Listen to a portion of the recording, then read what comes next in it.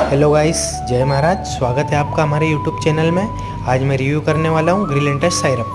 ग्रिलिंटस syrup dry cup syrup है, साथ में सर्दी में भी काम करती है। इसका आइडल डोज TDS 10 ml और BD 10 ml। बच्चों को भी दे सकते हैं, लेकिन डॉक्टर की सलाह से। इसमें ड्रग कंटेंट देखेंगे तो डेक्स्ट्रोमेथर्फेन, फिनाइलेफ्रिन एंड CPM मिलेगा।